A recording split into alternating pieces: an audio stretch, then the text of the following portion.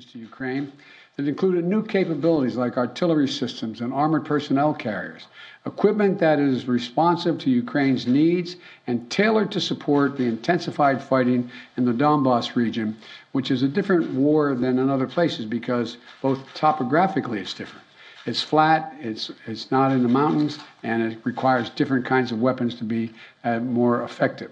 Today, I'm announcing another $800 million to further augment Ukraine's ability to fight in the east, in the Donbas region. This package includes heavy artillery weapons, dozens of howitzers, and 144,000 rounds of ammunition to go with those howitzers. It also includes more tactical drones. In the past 2 months, we've moved weapons and equipment to Ukraine at record speed.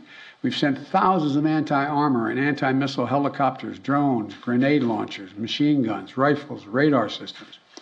More than 50 million rounds of ammunition had already been sent. The United States alone has provided 10 anti-armor systems for every one Russian tank that's in Ukraine, a 10-to-1 ratio. We're sharing and will continue to share significant timely intelligence with Ukraine to help defend them against Russian aggression. And on top of this, these direct contributions from the United States, we're the outfit facilitating the significant flow of weapons and systems to Ukraine from other allies and partners around the world, like the S-300 long-range anti-aircraft systems that Slovakia recently transferred to Ukraine. We are getting them in there.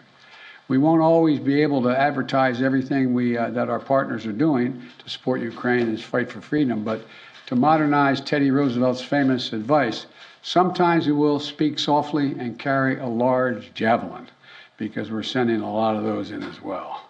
But we're not sitting on the funding that Congress has provided for Ukraine. We're sending it directly to the front lines of freedom, to the fearless and skilled Ukrainian fighters who are standing in the breach. You got to admit, must be amazed at the courage of this country, the resolve that they're showing, not just their military, but the average citizen, men and women, young men, young women as well.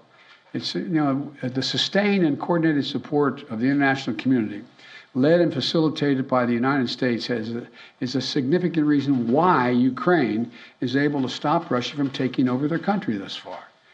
Every American taxpayer, every member of our armed forces can be proud of the fact that our country's generosity and the skill and service of our military helped arm and repel Russia's aggression in Ukraine, to beat back Putin's savagery that tried to seize Ukraine's capital and wipe out Ukraine's government.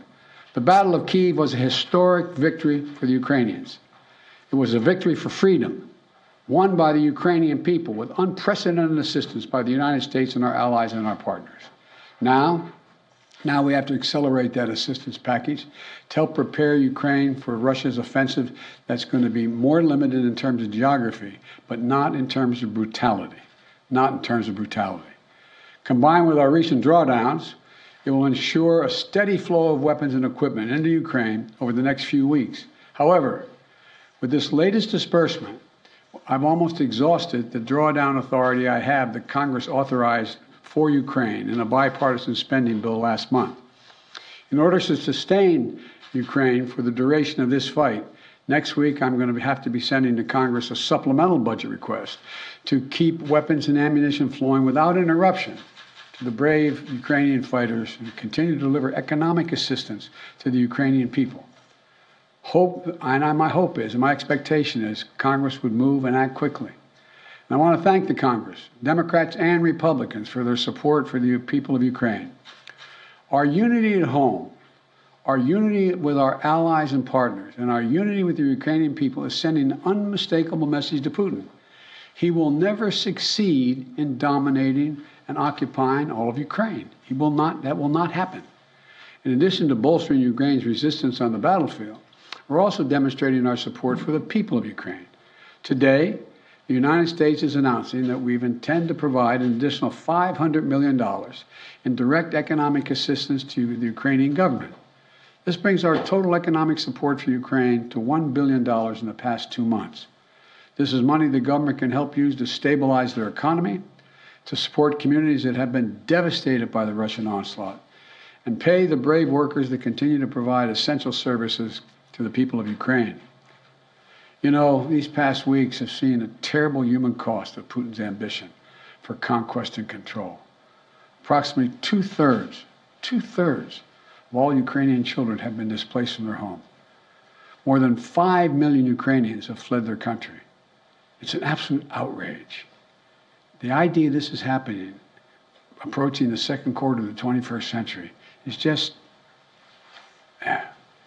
Last month when I was in Europe, I announced that the United States would welcome 100,000 Ukrainians so that we share in the responsibility of supporting Ukrainians fleeing Putin's war machine.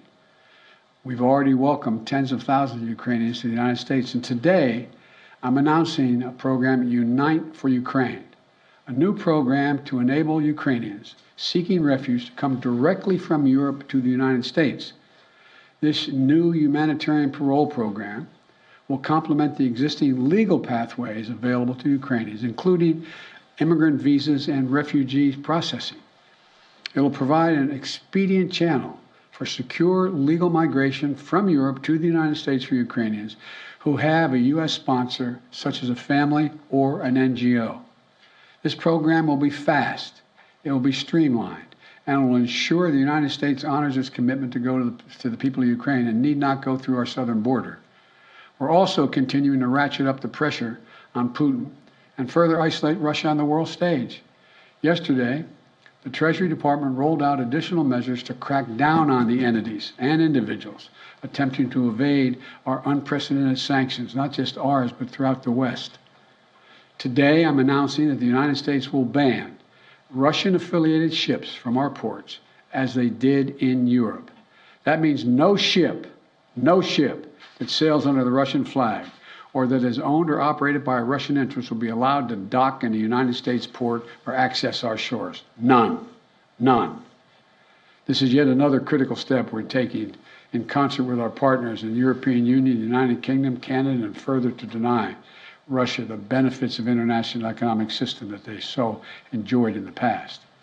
We don't know how long this war will last, but as we approach the 2-month mark, here's what we do know. Putin has failed to achieve his grand ambitions on the battlefield. After weeks of shelling Kyiv, Kyiv still stands. President Zelensky and his democratically elected government still remain in power. And the Ukrainian armed forces, joined by many brave Ukrainian civilians, have thwarted Russia's conquest of their country. They've been bolstered from day one by an unstinting supply of weapons, ammunition, armor, intelligence from the nations of the free world, led by us, the United States. As Russia continues to grind out the military advances and the brutalities against Ukraine, Putin is banking on us losing interest. That's been my view. You heard me say this from the beginning. He was counting on NATO, European Union, our allies in Asia, cracking, moving away. He's betting on Western unity will crack. He's still betting on that. And once again, we're going to prove him wrong. We will not lessen our resolve. We're going to continue to stand with the brave and proud people of Ukraine. We will never fail in our determination to defend freedom and oppose tyranny. It's as simple as that. So again, I want to thank the American people.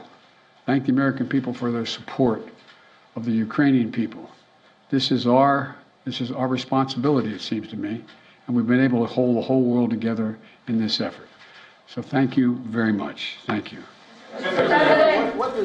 I'm going to take just one or two questions. I got a plane to catch. What does Putin claiming control over Mariopol mean? How significant is that? Well, first of all, it's questionable whether he does control Mariupol. One thing for sure we know about Mariupol, he should allow humanitarian corridors to let people on that steel mill and other places that are buried under rubble to get out. That's what any head of state would do in such a circumstance. And so there is no evidence yet that Mariupol is completely fallen. Mr. President, on Title 42, sir, are you considering delaying lifting Title 42? No, what I'm considering is continuing to hear from well, first of all, there's going to be an appeal by the Justice Department. because as a matter of principle, we want to be able to be in a position where if in fact it is strongly concluded by the scientists that we need Title 42, that we be able to do that. But there has been no decision on extending Title 42. Thank you. Mr. President, how long can the U.S. maintain the level and pace of this military support for Ukraine? Well, we have the capacity to do this for a long time. The question is, are we going to continue to maintain the support of the international community and keep the pressure on Putin to prevent him from overrunning the country, number one, and number two, make sure we continue to maintain the economic sanctions, which over time, and we're beginning to see it, are devastating their economy and their ability to move forward. So the most important thing right now is maintain the unity.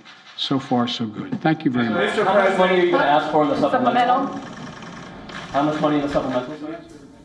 That, of course, was the U.S. President Joe Biden commenting on the recent steps taken by the United States to counter the Russian aggression, to deter Russia against its actions in Ukraine, in the Russia-Ukraine war.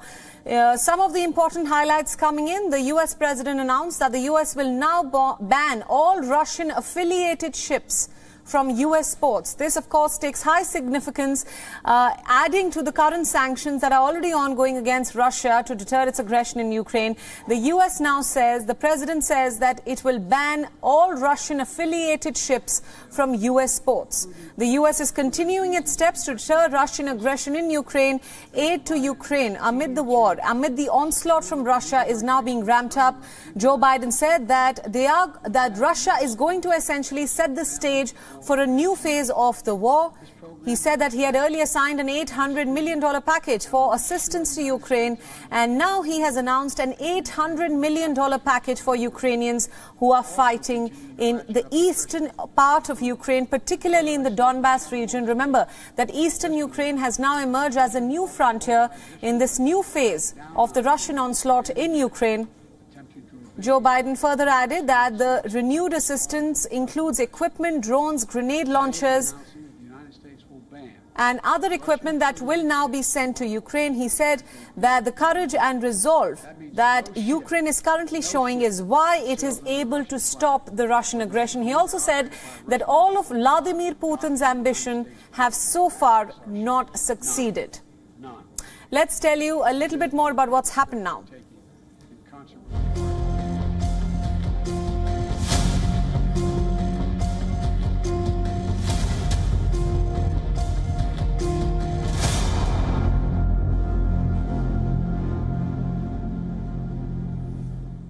Some strong words coming from the U.S. President Joe Biden right there. Now, Russia has declared victory over the besieged city of Mariopol.